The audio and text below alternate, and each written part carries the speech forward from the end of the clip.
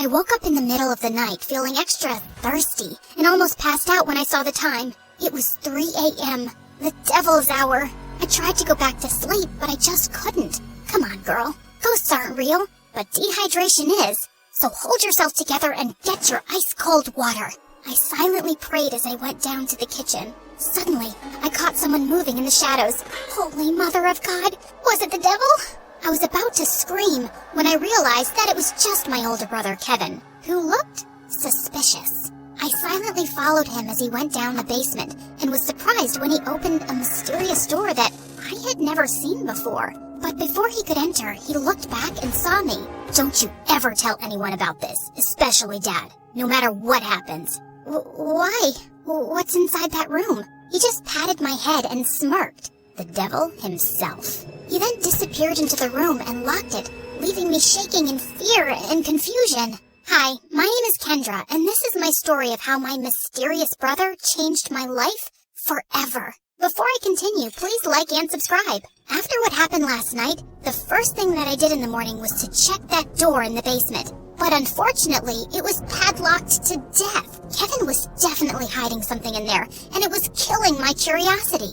I was finally able to corner him during dinner. Are you sure that you weren't dreaming? Because that totally didn't happen. That night was really weird, so he could be right. Our conversation was cut off when Dad joined us. Son, it's time for you to take over the company. We will be holding a gala next weekend to introduce you to everyone. They're all so excited to meet you. But Dad, no buts. You're graduating in a few months, so prepare yourself. I don't want any problems. Understood? Of course my brother couldn't say no to him. He was always Dad's favorite, his golden boy, the perfect son. While me, I was just a stranger to him. If Mom was still alive, things would probably be different. Later that night, when I was about to sleep, I almost screamed when I saw Kevin leaning against my door. Can I help you? What makes you feel alive, Kendra? Huh? What's with you? Why are you being so weird? The less you know, the better. Good night, Peanut. Peanut? Where did that come from? That was the weirdest and longest interaction we've ever had.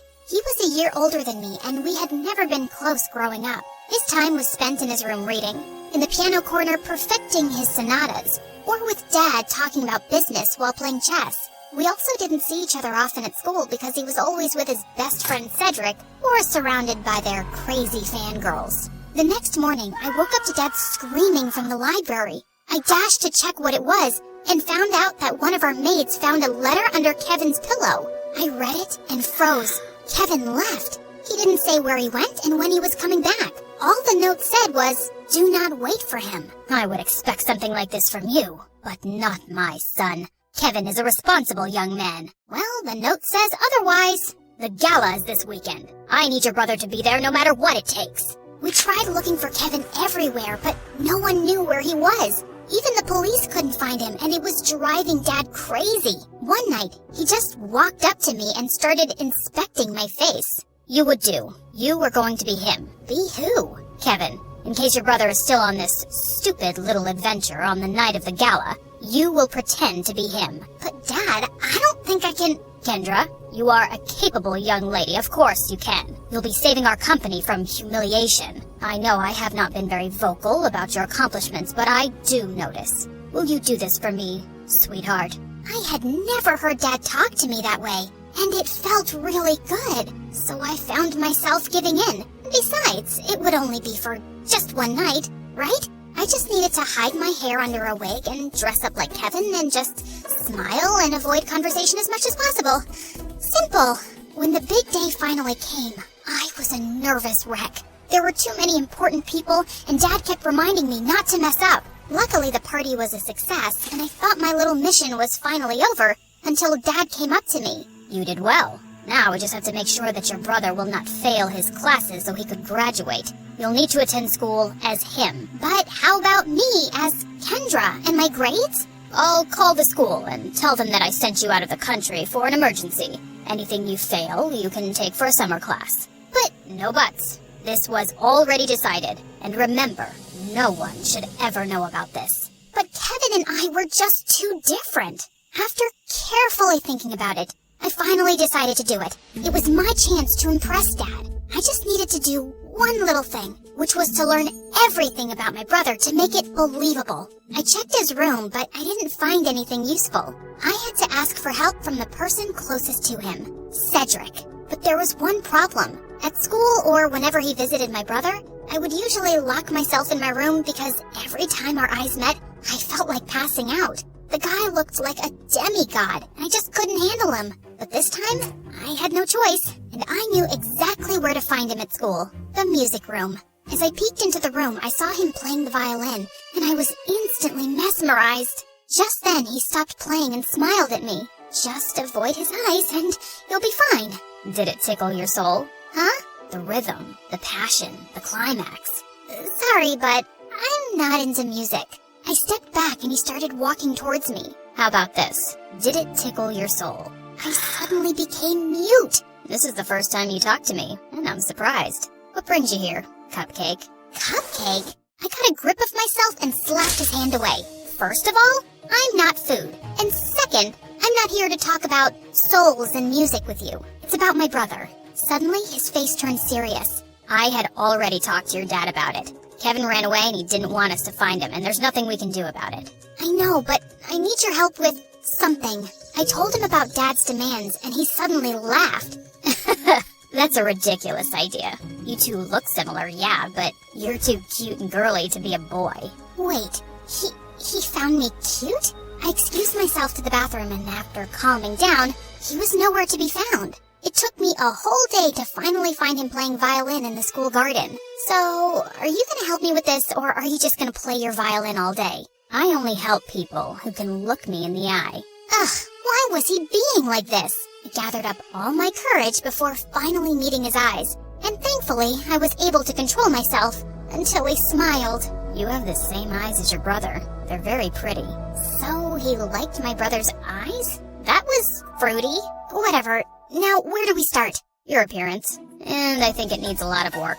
For the makeover, he brought me to the mall to cut my hair short, and it took me several hours to finally say goodbye to my precious long hair. After accepting the fate of my hair, we tried on some clothes similar to Kevin's fashion. As I walked out in a leather jacket, he came up to me to zip it up. He was so close, I could hardly breathe. Looks perfect now. He then taught me about my brother's stance, walk, and gestures. I told you to walk faster, not like a gangster, and stick out your chest more. Think of yourself as the hunkiest man alive.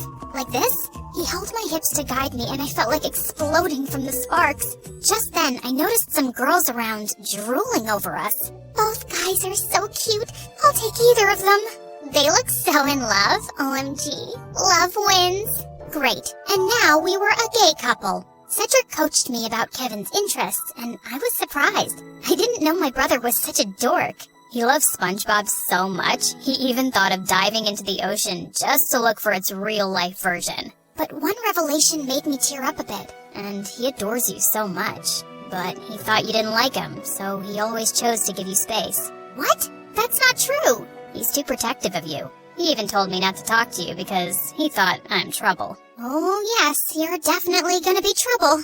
To my heart. That weekend, we continued practicing until I looked convincing enough, and when we finally got to school, I just stayed close to him and smiled at people from time to time. I was doing an excellent job at being my brother, until it was lunchtime. We sat at their usual table for lunch, when suddenly, someone sat on my lap and kissed my cheek.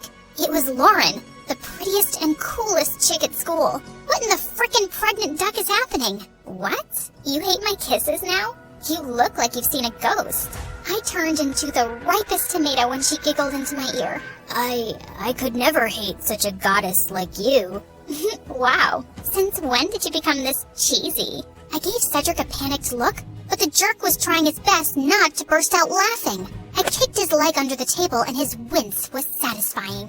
I then excused myself in the bathroom and dragged him with me. There, he revealed that Kevin had been dating Lauren for a while now, and I had no idea about it. Lauren had been all over me for the next several days. This was totally normal, of course, except for the little detail that I was not her actual boyfriend. And through all of this, Cedric remained an unhelpful idiot who was clearly enjoying my discomfort. We were walking to our last class when someone suddenly grabbed and pushed me against the wall. You're acting weird lately, and I like it. Before she could kiss me, I acted like there was a bug inside my shirt and ran away.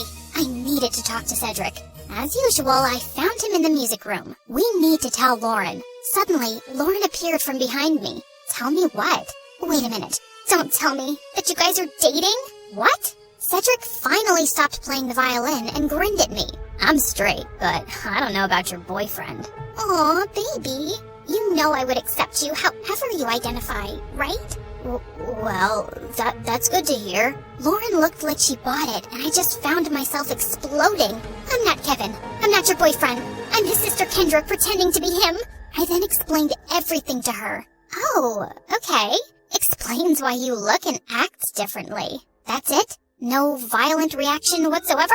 I'm used to Kevin's quirks. So, anything I can do to help with this mission? Just don't tell anyone about this. Got it, baby. Despite knowing the truth, she still kissed me on the cheek, and it made Cedric laugh. I started hanging out with both of them since then. They would talk fondly about my brother and share things about him that I didn't know. It made me realize that he wasn't as boring as I thought he was. One day, Cedric dragged me to the music room and asked me to listen to his new composition. It was a wrong move to come with him, because the way his fingers moved and his handsome face played with the painfully sweet tune screamed danger to my heart. I calmed myself down and hyped him up when he was done. You really like playing the violin, don't you? I like to touch people's hearts with classical music. How about you? What makes you happy, Kendra? I'm curious. I ended up telling him about my passion, which was fashion designing. I used to draw my designs every day, but when Dad saw it, he burned all of them. He found it lame and useless to his company. I'm sorry to say this, but your dad is the biggest jerk in the world. He treats you and Kevin as assets to his company, and never as a son and daughter. You're right, but it just made me crave for his love and approval. Someday, I hope you'll be able to find the courage to do what you need to do. You have me now, you know. I'll take care of you. He leaned in closer, and I thought he was going to kiss me, but to my surprise, he pulled away and walked back to the platform to play again. What was that all about? After the incident in the music room, I started thinking that maybe Cedric liked me too, until one day I heard him talking to Lauren in an empty classroom. You like Kendra, don't you? What are you talking about? She's off limits. And besides, she's just like the little sister I never had. Those words were enough for me to accept the truth, that Cedric will just be my dream. To distract myself, I invited Lauren for a sleepover, and as she was trying on some of my favorite clothes, I couldn't help but admire how beautiful she was. Just then, I found her smirking at me through the mirror. Are you falling in love with me now? What? No, I wish I was as pretty as you. Oh, honey, you are prettier than me, and not to mention cute. Yeah, right, whatever.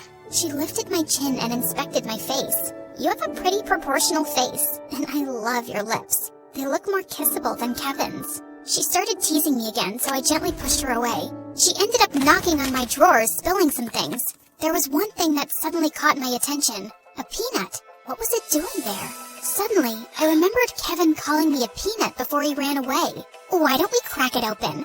Maybe he left a secret message or something. And he actually did. I'm finally alive. Wait a minute. That night before he left, he asked me what makes me feel alive. Lauren and I then came up with a mission to find the answer to that question. Your brother is too mysterious sometimes. Maybe Cedric knows something, but unfortunately, he was useless. One day, Dad suddenly called me and started asking about Lauren. I learned that she's dating your brother. Her parents and I are talking about a very important business deal.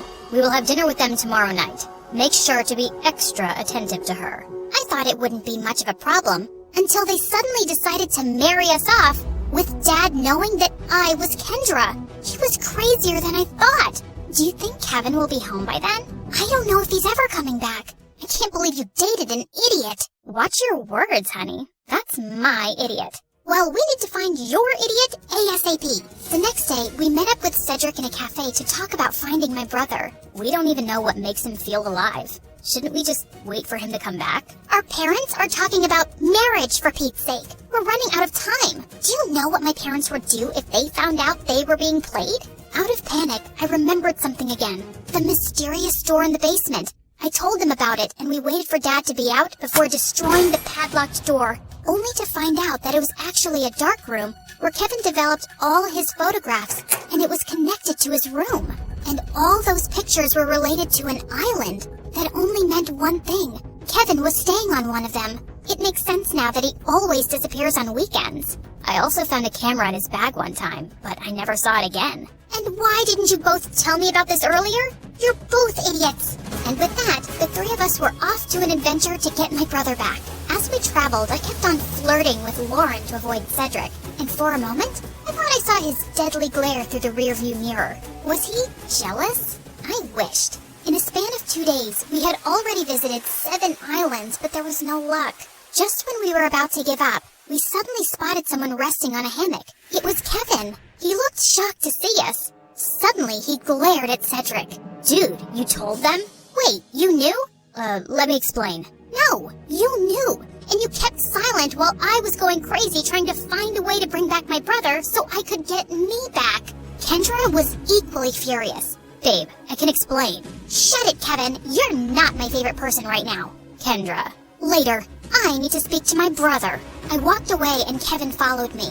Now start explaining the reason I'm sacrificing my identity. I'm sorry, Peanut. I didn't mean for you to be tangled up in my mess. I felt stuck and suffocated because of Dad's expectations. I always knew I would have to take over the company someday, but I didn't know it would be this soon. I thought I would have enough time to still do what I love, to enjoy every island and see its beauty through my lens. But suddenly, I didn't even have a year, so I panicked and I ran away. I'm such a coward. It didn't take a second for me to melt. No, that's the bravest thing I've seen you do. All our lives, I've only ever seen you nod to Dad's every demand.